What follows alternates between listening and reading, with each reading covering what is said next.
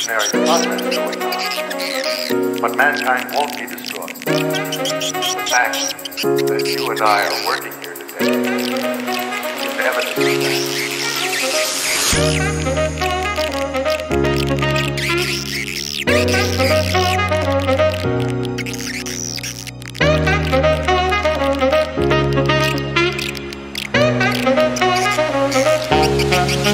that.